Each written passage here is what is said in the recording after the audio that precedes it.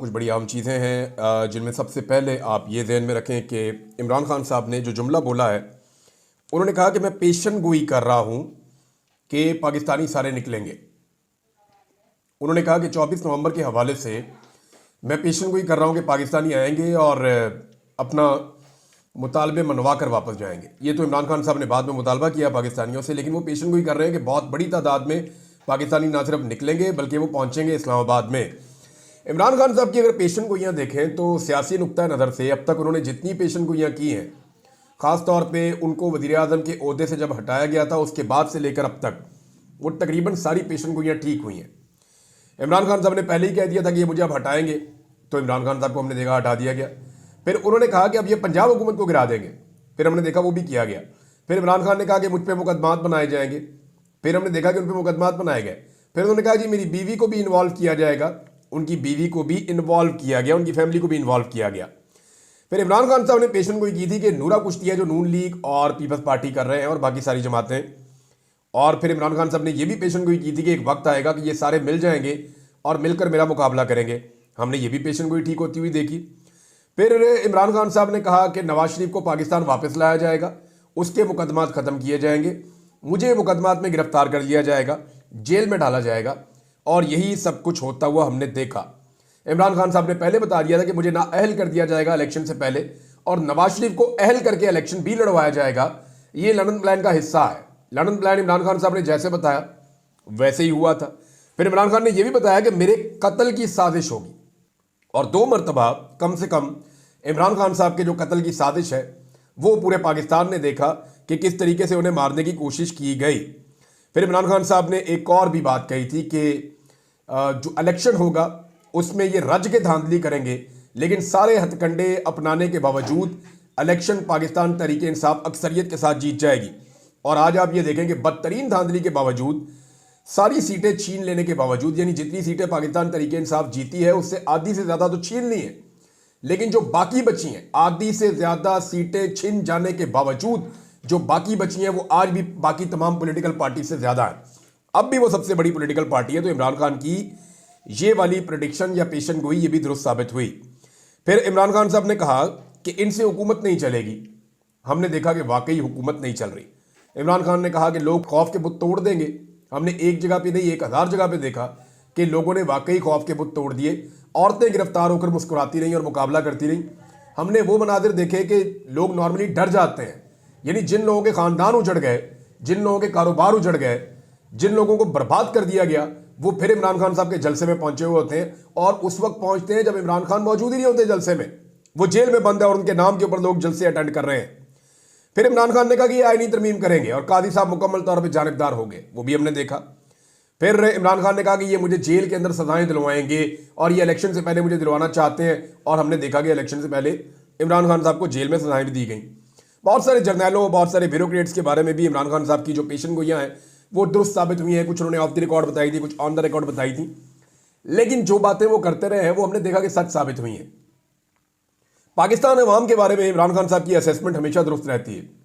नवाज शरीफ साहब का बड़ा प्रॉब्लम यह है कि वो पाकिस्तान की आवाम को असेस नहीं कर पाते। उनकी असेसमेंट ठीक नहीं होती पाकिस्तानी आवाम के बारे में। अपने बारे में भी उनकी ठीक नहीं होती, लेकिन आवाम के बारे में तो बिल्कुल गलत है। तो इसलिए मियाँ साहब को हमेशा ये लगता है कि आवाम ने मुझे धोखा दिया, हालांकि आवाम उन्हें धोखा नहीं देती। मियाँ साहब आवाम के बारे में असेसमेंट नहीं कर पाते।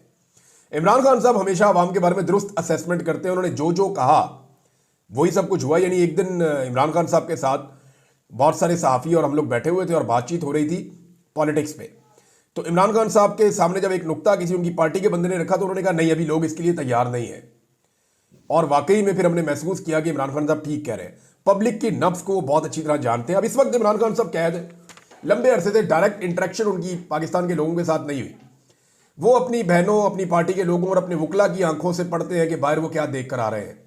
ज़्यादा बोलचाल भी नहीं कर सकते, वो सारी चीज़ें रिकॉर्ड होती हैं, लेकिन उनकी असेसमेंट अब भी गलत साबित नहीं होती। देखना है कि इस मरतबा जो 24 नवंबर के हवाले से इमरान खान साहब ने असेसमेंट की है ये ठीक है या गलत है। दूसरा, मैं एक चीज़ आपको और बताना चाहता हूं कि पाकिस्तान तहरीक इंसाफ ने ये जो अपना एहतजाज डिले किया है इसके पीछे भी कुछ वजूहात हैं। उनमें एक वजह यह है कि पाकिस्तान तहरीक इंसाफ ये चाहती थी कि बाकी पॉलिटिकल पार्टीज भी उनके साथ मिलकर इस एहतजाज का हिस्सा बने। तहरीक इंसाफ ने मुख्तलिफ पॉलिटिकल पार्टी से रब्ता किया था। जो उनके साथ चलने वाले अलाइज हैं वो तो उनके साथ खड़े हैं, पीटीआई के अलाइज उनके साथ खड़े हैं। मिसाल के तौर पे महमूद खान चकजई हो गए या अल्लामा राजा नासिर अब्बास साहब हो गए या दीगर पॉलिटिकल पार्टी जो उनके साथ चल रही है वो तो ठीक है, लेकिन जमात इस्लामी और फजलुर रहमान साहब ने पाकिस्तान तहरीक इंसाफ के साथ उन्हें ट्रक की बत्ती के पीछे लगाना शुरू किया। तहरीक इंसाफ ने कोशिश की कि फजलुर रहमान साहब की जमात खास तौर पे उनके एहतजाज का हिस्सा बने, और उन्होंने राइटली कोशिश की, क्योंकि पार्टी के अंदर बहुत सारे लोग भी ये कहते हैं। इमरान खान साहब को तो आइडिया था, लेकिन हिफ्ज़ मा तक़द्दुम कोशिश की गई और ये भी राय दी गई कि इमरान खान साहब को जाकर जेल में मिल रहे हैं फजलुर रहमान साहब की पार्टी के लोग या फजलुर रहमान साहब। लेकिन फिर ये मुलाकात नहीं हुई और फिलहाल फजलुर रहमान साहब ने साबित किया है कि वो अपोजिशन बेंचों पर बैठे जरूर हैं, मगर उनका दिल स्टेटस को के साथ धड़कता है। फजलुर रहमान साहब के लिए जितना बड़ा मसला इस वक्त जो मौजूदा हाइब्रिड रजीम है, उससे बड़ा मसला फजलुर रहमान साहब के लिए इमरान खान साहब की मकबूलियत है, खासतौर पर बलूचिस्तान में और खैबर पख्तूनख्वा में इमरान खान साहब की मकबूलियत। जहां फजलुर रहमान साहब ने इलेक्शन लड़ना होता है, जब तक वो स्पेस इमरान खान साहब के पास रहेगी, फजलुर रहमान साहब के लिए गुंजाइश नहीं होगी। लिहाजा उन्होंने इस हाइब्रिड रिजीम के खिलाफ बात तो करनी है, लेकिन इसको उस वक्त नहीं गिराना जब इमरान खान साहब मकबूलियत के अरूज पे होंगे। ये तो उन्हें कोई फायदा ही नहीं होगा। दोबारा इलेक्शन करेंगे तो होगा क्या? नवाज शरीफ, जरदारी, ये सारे MQM ये फारिग हो जाएंगे। वफाक में इमरान खान साहब की, पंजाब में इमरान खान साहब की और बाकी जो भी इमरान खान साहब की हुकूमत आ जाएगी। फजलुर रहमान साहब को क्या मिला? फजलुर रहमान साहब तो यही रहेंगे जो अब है, और अगर इलेक्शन ठीक हो गया तो फजलुर रहमान साहब की 2 सीटें कम ही होंगी, ज्यादा नहीं होगी। तो इसलिए फजलुर रहमान साहब राइट टाइम का इंतजार करने की कोशिश कर रहे हैं। ये वो फैक्ट्स हैं जो मैंने आपको एहतजाज के हवाले से बताया। पाकिस्तान तहरीक इंसाफ तैयारियां कर रही है, ना सिर्फ पाकिस्तान में, पाकिस्तान के बाहर भी। फंडिंग के ऊपर भी मामला शुरू हो चुके हैं कि अब अगर लोगों ने बड़ा एहतजाज करना है और देर तक एहतजाज के अंदर रहना है और अपने मुतालबात पूरी तरह तस्लीम करवाने हैं, तो फिर तो बहुत बड़ी तादाद में, लाखों की तादाद में लोगों को जाना पड़ेगा। तो क्या लाखों की तादाद में लोग इस्लामाबाद जा पाएंगे? इस सवाल का जवाब हमें 24 तारीख को मिलेगा। देन पता चलेगा कि पाकिस्तानी क्या स्ट्रेटजी बनाते हैं और किस तरह वहां पहुंचते हैं। नवाज शरीफ साहब जनाब बरतानिया पहुंच गए हैं दोबारा से, और दोबारा से लंदन प्लान के एक नए फेज के ऊपर काम शुरू कर दिया गया। देखिए मियाँ साहब की मैं आपको एक चीज़ बताता हूँ कि बरतानिया मियाँ साहब के लिए मोर्चा है। जब भी कभी मुश्किल वक्त आता है ना किसी फौजी के ऊपर, या मुश्किल वक्त आता है किसी भी फोर्स के ऊपर, तो सबसे पहली कोशिश होती है कि मोर्चे में जाके बैठो, पहले अपना तहफ़्फ़ुज़ करो, अपने मोर्चे पे पहुंचो, फिर वहां से मुखालिफिन के ऊपर गोलाबारी करो। तो मियाँ नवाज शरीफ साहब का और उनकी फैमिली का, शरीफ खानदान का जो मोर्चा है वो बरतानिया है, लंदन। तो सबसे पहले वो अपने मोर्चे पर पहुंचे और फिर उन्होंने जो नेक्स्ट फेज है वहां पे लंदन प्लान का, वो अब शुरू कर दिया है।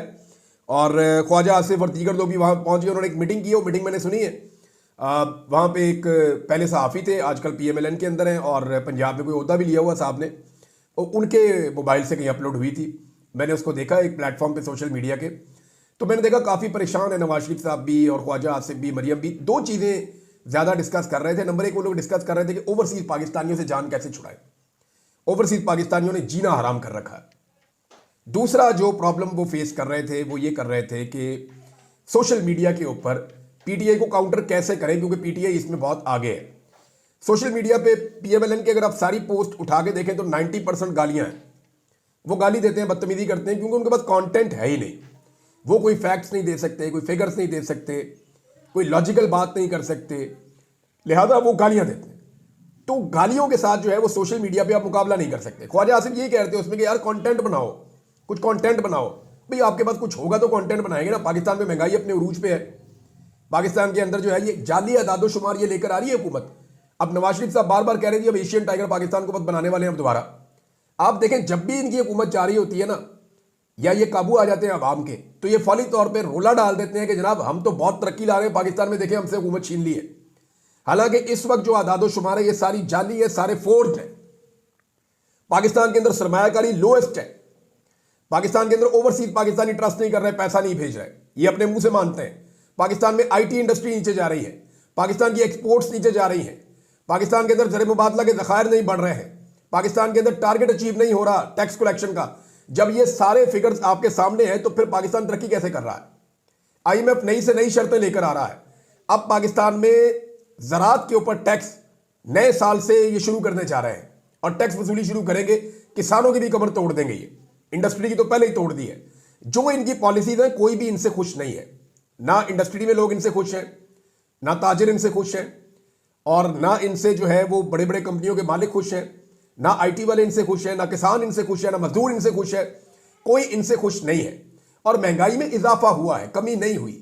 ये जाली एदादोशुमार इसलिए देते हैं कि हमारी हुकूमत गिर जाए। मैं सिंपल एक बात कहता हूं ना, वो जिन लोगों को शौक था कि माइक लेके निकल जाते थे बाजारों में, इमरान खान साहब का दौरे हुकूमत शुरू हुए सिर्फ 2 महीने हुए थे, माइक लेकर लोग बाजारों में निकल जाते थे, लोगों के मुंह के अंदर डाल देते थे माइक। बताओ जी तब्दीली का मजा आ रहा है? बताओ जी महंगाई हुई है या नहीं हुई? बताओ जी चीजें ठीक हुई या नहीं हुई? बताएं जी पाकिस्तान में कौन सी तब्दीली आई? ये सवाल करते थे ना।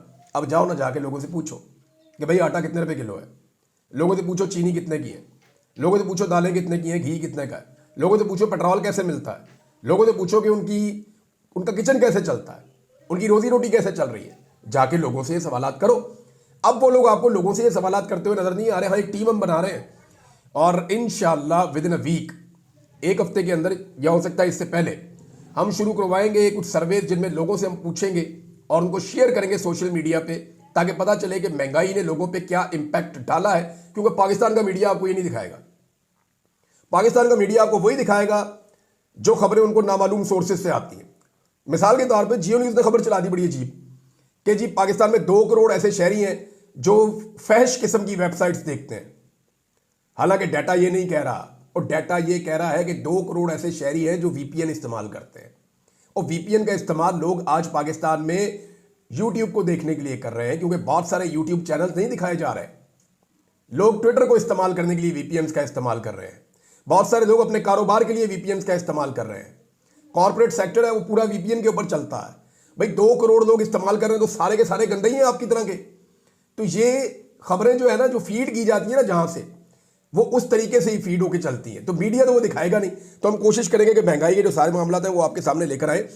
अब जनाब एक चीज और मैं आपके सामने रखना चाहता हूं, और वो है कि ओवरसीज पाकिस्तानियों के हत्थे चढ़ गए ख्वाजा आसिफ भी।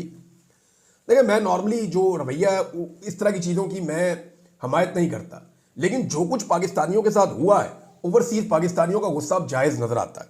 मिसाल के तौर पे जो जुल्म, बर्बरियत, फसाइयत और तबाही इन नाम नेहाद लीडरों ने पाकिस्तान के अंदर मचाई है, उसे देखकर ओवरसीज पाकिस्तानियों का गुस्सा जायज लगना शुरू हो गया है। एक मरतबा आपको याद है, ये यानी ख्वाजा आसिफ 3 दफा इलेक्शन हारे और तीनों दफा इन्होंने एस्टेब्लिशमेंट से कह के जीता है। 2 दफा उस्मान डार से हारे और 1 दफा उस्मान डार की वालदा रेहाना डार साहबा से हारे। अब ये ख्वाजा आसिफ साहब बैठ के जो है वो भाषण दें इखलाकियात के, तो वो तो फिर अच्छी बात नहीं है ना। क्या खवातीन के गिरेबानों पे हाथ नहीं डाले गए ख्वाजा आसिफ साहब के शहर में, और उन खवातीन के गिरेबानों पे जो इनके खिलाफ है या जो इनके अपोनेंट है? जुल्म और बर्बरियत नहीं की गई, लगातार की गई है, बार बार की गई है। और अब जूते साफ करके इन्होंने एक आलमी रिकॉर्ड बना दिया जूते साफ करने का। अगर फितना फैलाने का या लोगों को उकसाने का कोई अवार्ड होता ना, तो नंबर 1 अवार्ड ख्वाजा साहब को मिल जाता। ये लोगों को बहुत इंस्टिगेट करते हैं, बहुत गुस्सा दिलाते हैं। इनकी कोशिश होती है कि लोग इदारों के साथ लड़े झगड़े और उस झगड़े का फायदा इनकी पॉलिटिकल पार्टी को।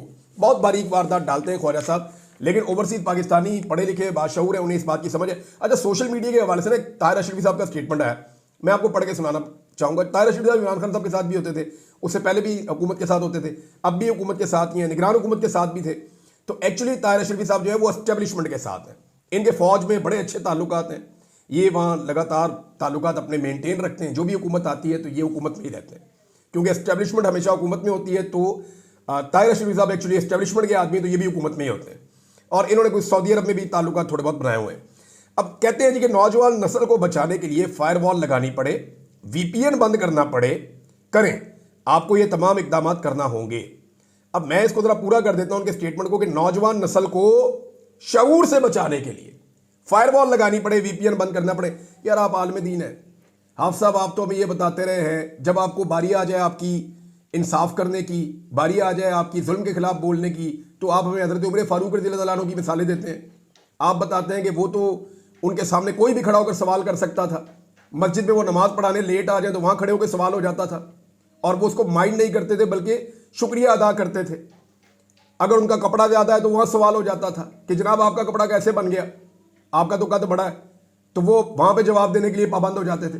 तो हमें ऐसी अहादीस और ऐसे वाकयात आप और आपके उलमा सुनाते हैं कि यार अकाउंटेबल करो हुक्मरानों को, और शऊर एक बड़ी अच्छी चीज़ है।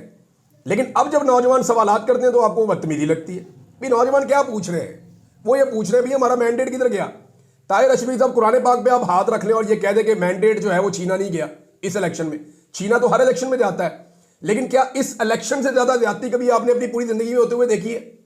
कभी भी आपने इतनी बड़ी ज्यादती अपनी पूरी जिंदगी में होते हुए नहीं देखी होगी। ओवरसीज पाकिस्तानी नादरीन उन्होंने तबाही फेर दी है गलियों के अंदर, हर जगह के अंदर, जहां से ये निकलते हैं। हिल्टन होटल के बाहर ये जब निकले मीटिंग करके, उन्होंने चोर चोर, और सबसे उनका पसंदीदा नारा है वो मरियम के पापा चोर हैं, ये वो बहुत ज्यादा लगाते हैं ओवरसीज पाकिस्तानी नारा। मुझे लगता है उन्हें किसी ने बता दिया कि इस नारे से नवाज शरीफ या मरियम नवाज बहुत चिढ़ते हैं, तो उनको ये वाला नारा सुनाओ। अब वो वहां पे अपने साथ जो है वो वर्कर शर्कर लेके घूम रहे हैं। यहाँ पंजाब से भी लोगों को साथ लेकर गए हुए हैं, पता नहीं किसके खर्चे पे बंदे पहुंच गए हैं वहां पे, लेकिन बंदे पहुंच गए हैं। और वहां पे 20-22 लोग अपने साथ लेकर घूमते हैं।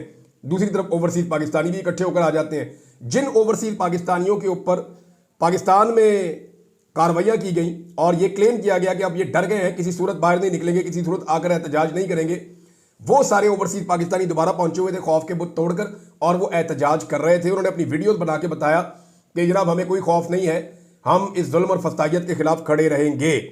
अब ये जहां से निकलते हैं इनके सामने नारे, ये जहां से निकलते हैं इनको चोर चोर लोग कहते हैं। जबकि दूसरी जानिब से जो PMLN वाले अपने लोगों को लेकर गए हैं, आप वीडियोस निकाल दें। यानी मैं खुद देख रहा था कि खातून खड़ी है पाकिस्तान तरीके इंसाफ की, वो ये कह रही हैं कि आप अपनी जबान देखें, हम एहतजाज कर रहे हैं, हम सिर्फ ये कह रहे हैं कि इन्होंने चोरी की है, हम ये कह रहे हैं ये मैंडेट चोर है, इन्होंने मुल्क को लूटा है। आप गालियां क्यों दे रहे हैं? और दूसरी तरफ से माँ की गालियां, बहन की गालियां, गंदी गालियां, और जो शख्स दे रहा है वो पंजाब में एक ओहदे पे बिठाया हुआ है इन्होंने। मुझे हैरत होती है वैसे कि इनकी पसंद क्या है, और जानबूझकर ऐसे लोगों को बिठाते हैं मेरे ख्याल में। मोहम्मद जुबैर साहब ने भी एक और पोल खोल दिया है, और ये जो पोल मोहम्मद जुबैर साहब ने खोला ये बड़ा खौफनाक है, और मेरी एक खबर की तस्दीक है। आपको याद होगा मैंने एक खबर आपको दी थी, ये काफ़ी पहले की बात है। मैंने आपको बताया था कि नवाज शरीफ साहब की जो मुलाकातें हैं जेल में जब वो कैद थे, उनका वर्ल्ड रिकॉर्ड है। मैंने आपसे बताया था कि पर डे पे जब आप डिवाइड करते हैं उनकी मुलाकातें, तो जितने दिन नवाज शरीफ साहब जेल में रहे हैं उनके रहने की मुद्दत के ऊपर अगर उन मुलाकातों को डिवाइड करें तो पर डे 20 से 22 मुलाकातें बनती हैं, 20 से ऊपर बनती हैं। इतनी मुलाकातें मियां नवाज शरीफ साहब ने की हैं। मोहम्मद जुबैर साहब जो उन दिनों में नवाज शरीफ साहब की आंख का तारा हुआ करते थे, वो फरमाते हैं जी कि उन्होंने तस्दीक की इस खबर की कि मियां साहब हर जुमेरात को 150 से 200 लोगों से मिलते थे, यानी 200 लोग मियां साहब को मिलने जाते थे। और सिर्फ जुमेरात वाले दिन ये मुलाकातें होती थी। रोज़ाना की मुलाकातें अलग हैं जो ऑब्लाइज करके करवाई जाती हैं, और उसके अलावा जो मुलाकातों वाले दिन है उनकी मुलाकातें अलग करवाई जाती थी। तो मियां साहब की मौजें लगी हुई थी, और पाकिस्तान तरीके इंसाफ के दौर में कोई पाबंदी नहीं लगाई जाती थी। जबकि अभी दफा 144 के नाम के ऊपर 3 अपोजिशन लीडर, पंजाब का भी, कौमी असम्बली का भी और सेनेट का भी, तीनों को उठा लिया जाता है। कहां से? अडियाला जेल के बाहर से कि ये इमरान खान को मिलने आए हैं, तो इकट्ठे क्यों आ गए? दफा 144 के नाम के ऊपर उठा लिया जाता है। अब आप अंदाजा कीजिए कि कितना फर्क है पाकिस्तान तरीके इंसाफ के तर्ज सियासत में और PMLN के पुराने घटिया तर्ज सियासत में। ये उसी तरीके पर चल रहे हैं जिस पे हमेशा चलते रहे हैं। मरियम नवाज साहबा ने एक क्लेम किया जी कि मेरा जो इलाज है वो पाकिस्तान में है